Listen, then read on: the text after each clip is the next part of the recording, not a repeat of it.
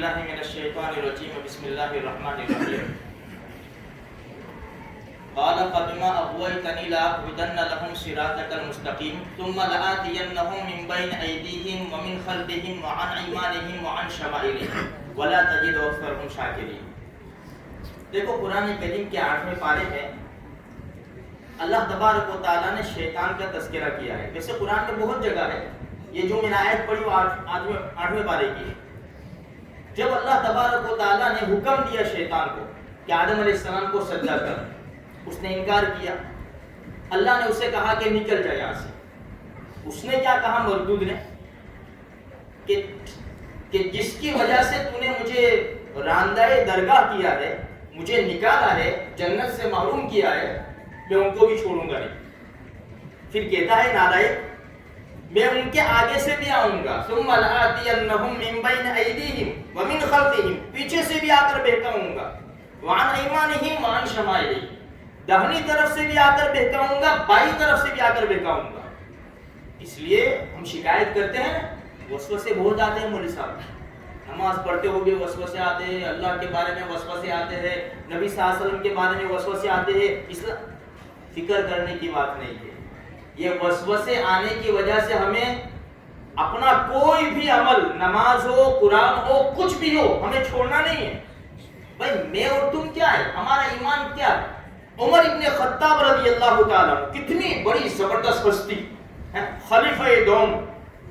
اتنی بڑی ہستی ہے کہ جب اللہ کے رسول کوئی غزوے کے لیے، جہاد کے لیے لشکر تیار کرتے تو عمر ابن خطاب رضی اللہ تعالیٰ شامل ہوتے. ان کو آپ کو نہیں جانا، آپ کو میرے پاس رہنا. ہمارے نبی ان سے رائے لیا کرتے تھے. قرآن میں کچھ جگہ ایسی ہے کہ عمر ابن خطاب رضی اللہ تعالیٰ کی رائے تھی اور اللہ نے قرآن بن کے اس کو اتار دیا. اتنی بڑی ہستی اللہ کے رسول کے دربار میں آئے. یا رسول اللہ صلی اللہ علیہ وسلم وسوسے بہت آتے ہیں، اب یہ ہماری کوئی حیثیت. اچھا اس کا علاج ہمارے نبی نے دیکھو کیسا بتایا. عمر یہ جو وسوسے تجھے آتے ہیں نا، تجھے کیسا لگتا ہے؟ یا رسول اللہ ایسا لگتا ہے کہ جل بھون کے خاک ہو جاؤں. فرمایا یہی ایمان کی نشانی ہے. آج ہم کو وسوسے آتے ہیں تو ہم کو اچھا لگتا ہے، اس لیے تو مولوی صاحب کے پاس جاتے. جب وسوسے بہت آتے ہیں کچھ دعا کرو، کچھ کرو، فکر مت کرو میرے بھائیو. اگر وسوسے آتے ہیں ہم کو اچھا لگتا نہیں ہے، یار کیا ہو رہا ہے، سمجھ میں نہیں آ رہا کچھ، بس یہی ایمان کی نشانی ہے میرے بھائیو. اس لیے فکر نہ کرو، اپنے اپنے کام میں لگے رہو. علماء نے کتاب میں لکھا ہے کہ جس نے صبح میں 10 مرتبہ اعوذ باللہ من الشیطان الرجیم پڑھا، شام تک انشاءاللہ شیطان سے اللہ حفاظت کرے گا. اور جس نے شام کو پڑھا یعنی مغرب کے بعد جس نے پڑھا تو صبح تک اللہ پاک شیطان کے شر سے حفاظت فرمائے گا. اس لیے اپنے اپنے کام میں لگے رہو. دیکھو میں آپ کو ایک عمل بتاؤں چھوٹا سا جو حدیث میں ہے کہ جب ہم وضو کرتے ہیں پہلے تو یہ کہ اذان ہوتی ہے نا، اذان، تو اذان کی آواز سن کے شیطان اتنی دور بھاگ جاتا ہے کہ اس کے کان میں آواز نہ آئے. پھر آتا ہے، پھر لوگوں کو بہکاتا ہے. اب کل سے جائیے نا نماز پڑھنا دی کیوں کہ ابھی تو بہت ٹائم ہے یار. پھر باتوں میں لگائے گا، جماعت بھی کھڑی ہو گئی ہوگی، نماز بھی ہو گئی ہوگی، چلو انشاءاللہ عشاء سے پڑھیں گے. یہ وسوسے ڈالتا ہے. اچھا جب تکبیر شروع ہوتی ہے نا پھر بھاگتا ہے، پھر بھاگتا ہے. پھر جب تکبیر ختم ہو جاتی ہے پھر آ جاتا ہے نماز میں.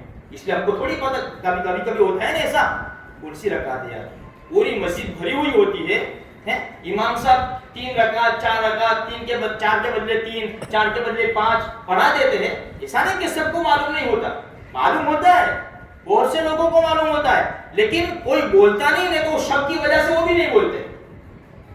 ایسا نہیں کہ سب نے سب پھرنے چلے جاتے. بھائی ہمارے صحابہ کیا اللہ اکبر یوں ہاتھ کرتے تھے، دنیا پیچھے. اب دنیا میں کیا ہو رہا ہے کچھ پتہ نہیں ہے. ہم کہ اللہ اکبر. کل منگل بازار بنتا، میں کہاں گیا تھا، وہاں کا سین بہت اچھا تھا. وہاں کا ہماری دنیا آگے آتی ہے. اسی لیے وہ مشہور لطیفہ ہے نا، امام صاحب نے وہ عشاء کی نماز پڑھائی، 4 کے بدلے 3 پڑھا دی. اب سلام پھیر دیا 3 رکعت میں، تو کسی نے کہا 3 ہوئی، کسی نے کہا 4 ہوئی. اب مسجد میں ہنگامہ، کوئی فیصلہ نہیں کر سکا. کونے کے اندر ایک داڑھی والے چچا بیٹھے ہوئے تھے، وہ کھڑے ہوئے.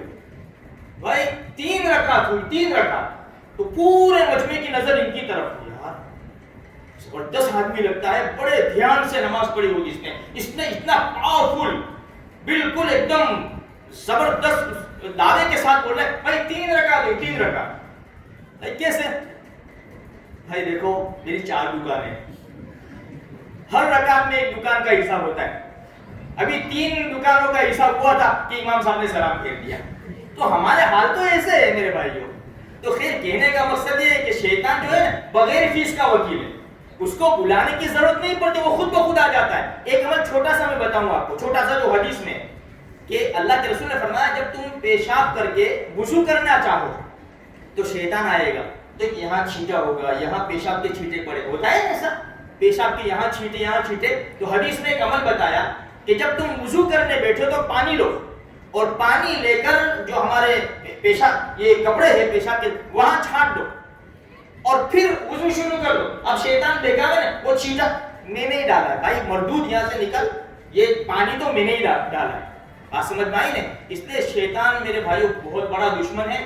جب بھی غصہ آوے نا اعوذ باللہ من الشیطان الرجیم پڑھ لیا کرو, اور خاص کر بیوی کے سامنے غصہ آوے نا تو ضرور پڑھو, اس لیے کہ یہ نالائق ہے نا. یہ دیکھو یہ حقیقت میں سچ کہہ رہا ہوں, یہ چھوٹی سی بات طلاق تک پہنچا دیتی ہے. بھائی چپ کرو نا, وہاں شیطان کو بھگاؤ نا بھائی, اعوذ باللہ من الشیطان الرجیم یہ پڑھ لو, انشاءاللہ شیطان بھاگے گا. اللہ پاک مجھے آپ کو اس کی توفیق نصیب فرمائے.